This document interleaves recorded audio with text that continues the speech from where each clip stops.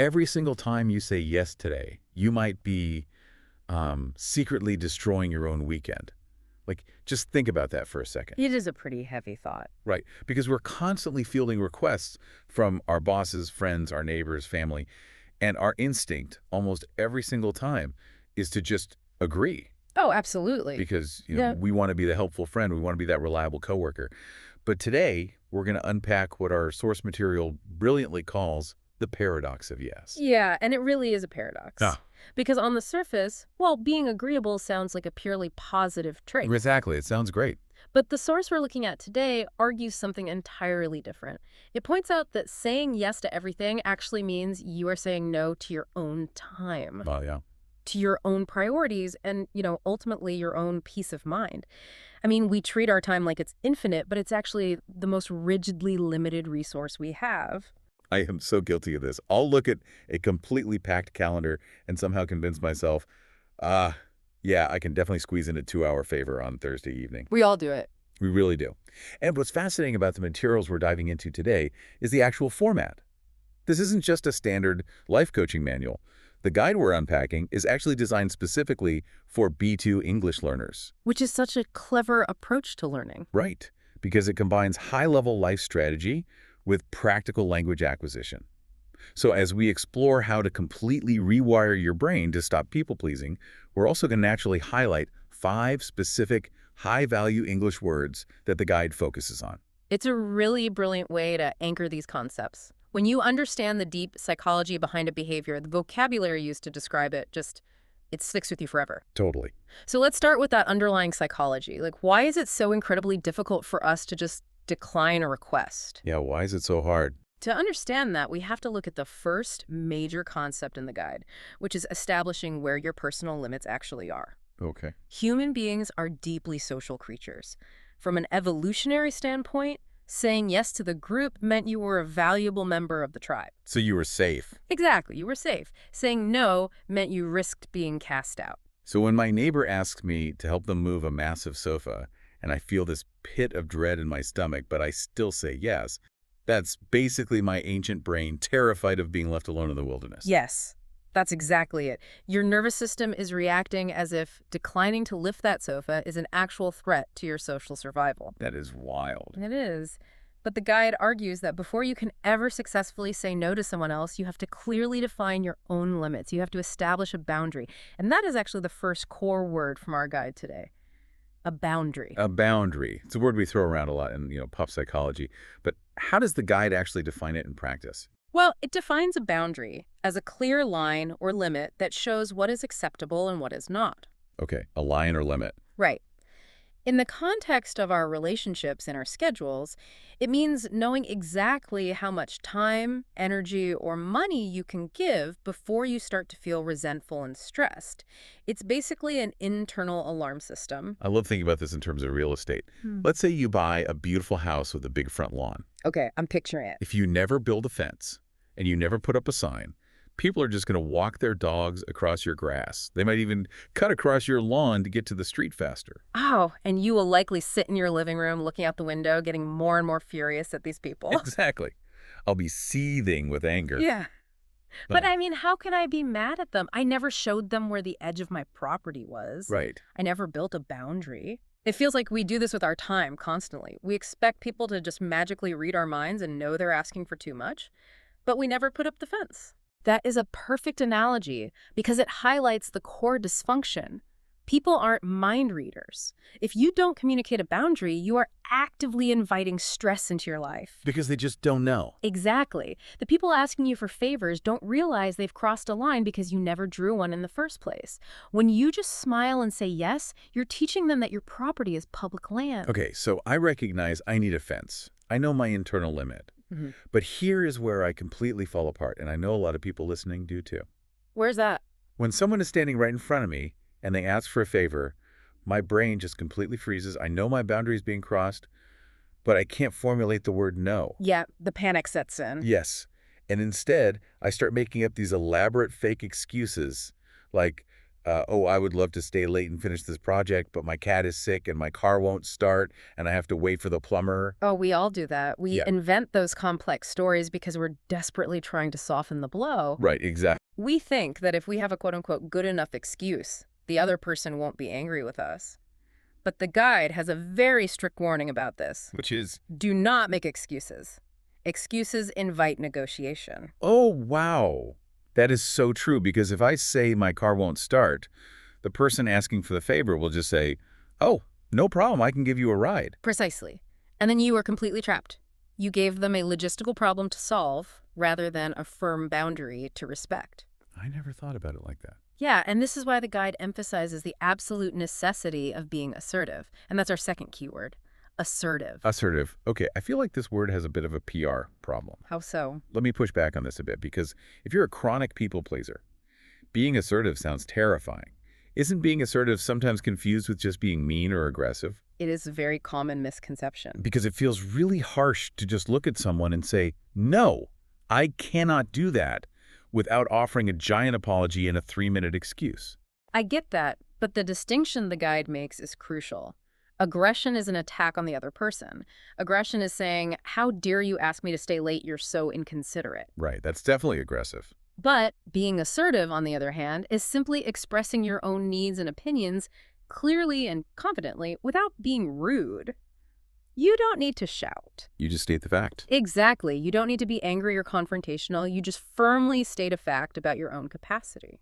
So aggression is about trying to control or diminish the other person, but assertiveness is strictly about respecting yourself. That is beautifully put. When you say, I cannot take on this extra project today, you're sharing a neutral fact about your bandwidth. There's no insult hidden in that sentence. But it feels like an insult when you say it. Because as people pleasers, we project our own anxiety onto the other person.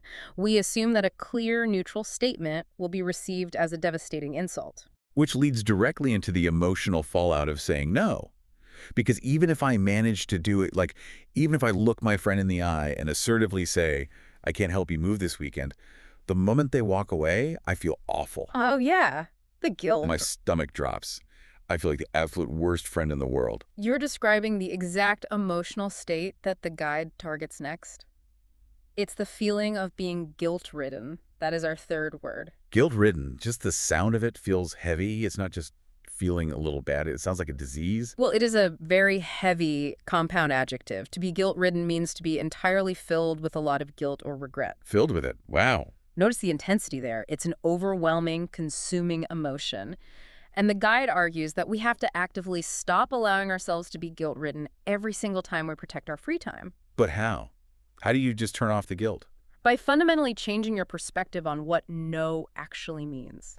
The source text points out that saying no is not an exception to the rules of friendship or professional life. It's a standard, normal part of human existence. If you're guilt-ridden every time you protect your boundaries, you are essentially feeling guilty for having basic human limits. You're feeling guilty for not being a machine. That hits hard. We really do expect ourselves to be these infinite resource dispensers. Like we equate our worth as human beings with our utility to other people. We really do. I am a good person because I do things for people. Therefore, if I say no, I'm no longer a good person. And that is the exact cognitive distortion we have to break. Your baseline existence has value. You do not have to pay rent on your relationships by constantly doing massive favors that exhaust you. Okay, I am with you on the theory. I understand boundaries, I understand the need to be assertive, and I'm working on dropping the guilt-ridden mindset. Great. But let's get deeply tactical here, because in the heat of the moment, when the pressure is on, all of this theory just goes out the window. Oh, for sure. Like, my boss catches me in the hallway. The social pressure is immense. The anxiety spikes. How do I actually stop myself from saying yes before my brain even has time to process the request? This is where the guide is incredibly practical. It gives you a tactical toolkit to handle that exact moment of panic. The best defense mechanism you have is to buy yourself some time. Buy some time. Okay. You absolutely do not have to answer a request immediately. You can simply deploy one phrase. Let me think about it. Let me think about it. It's so simple, but it feels revolutionary. It's like a protective shield. It's a shield against our own worst instincts. Because when we are put on the spot, our decisions are rarely logical. They're reactive. This brings us to our fourth keyword, impulsive. Impulsive, doing things suddenly without thinking carefully about the result. Exactly. When that anxiety spikes in the hallway with your boss, your brain wants to relieve the social pressure as fast as possible. And saying yes is the fastest way. Right. The fastest way to relieve the pressure is to impulsively say yes. But the guide comes with a stark warning here. Making an impulsive decision to help someone can completely ruin your entire week. Oh, I've been there. One quick 3-second yes because you felt awkward in the hallway, and suddenly your entire weekend is gone. You know, it's exactly like the advice financial experts give for online shopping. If you're looking at something expensive online and you feel that sudden rush of wanting to buy it, the advice is to put the item in your digital cart and walk away for 24 hours. Yeah, to allow the emotional high to fade. Right, because 90% of the time, the next day, you look at the cart and think, I don't actually need a $300 espresso machine. Exactly. Leaving it in the cart prevents an impulsive purchase. Saying, let me check my calendar and get back to you, prevents an impulsive commitment of your time. You're taking the request out of the emotional center of your brain and moving it into the logical center. That is a phenomenal way to conceptualize it.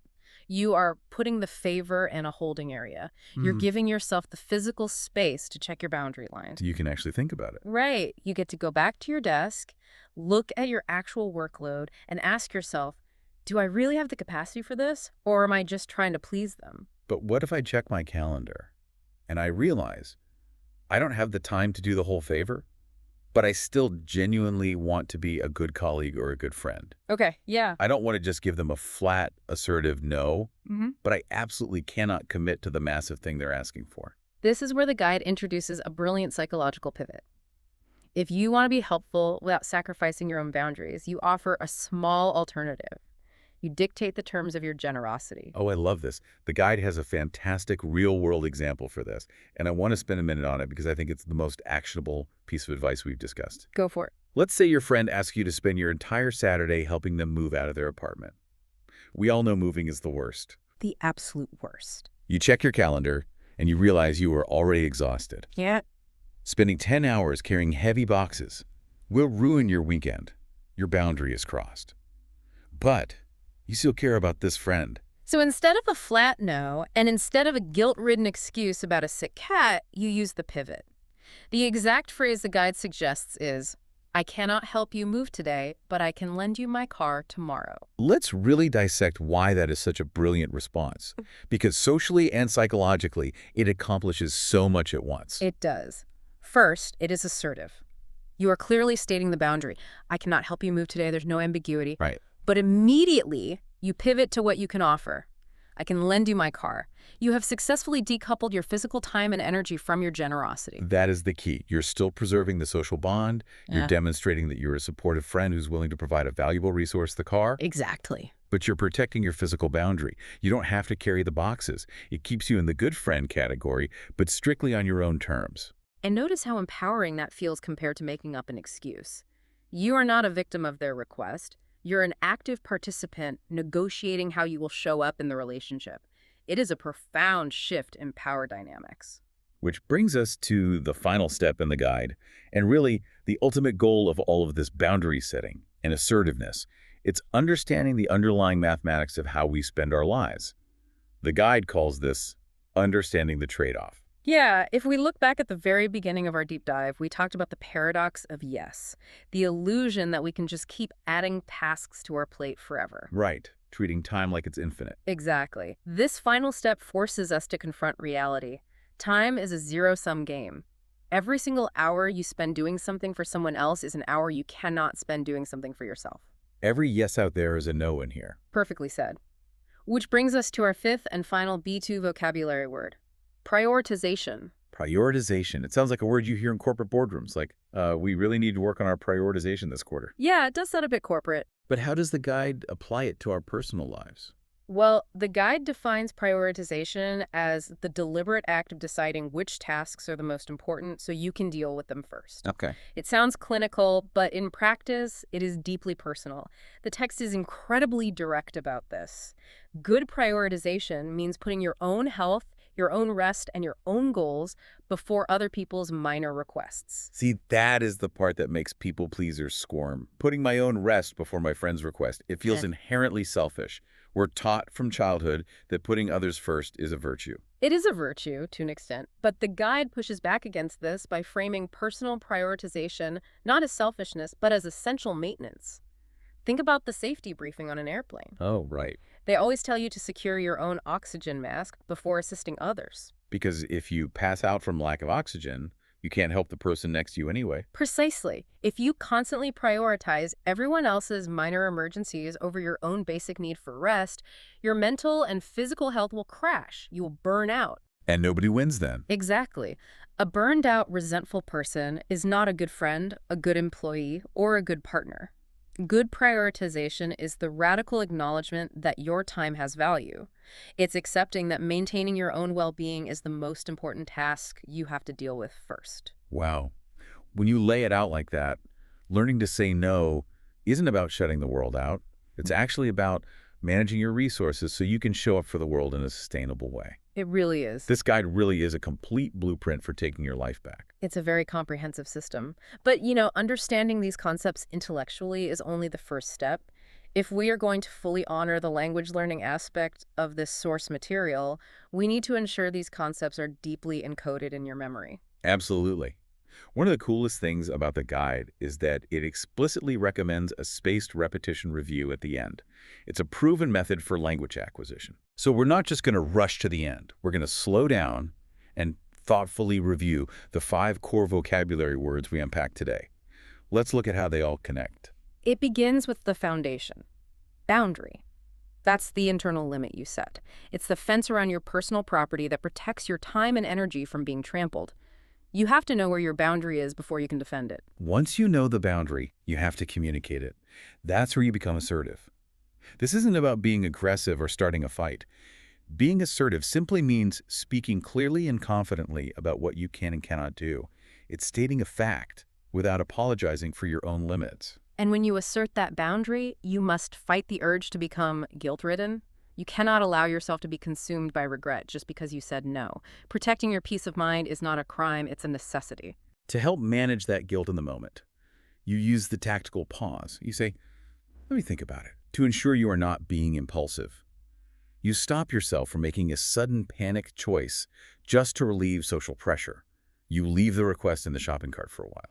Which ultimately allows you to master prioritization. You look at your life logically, you decide what is genuinely most important, and you deal with that first. You secure your own oxygen mask before you try to save everyone else. Boundary. Assertive.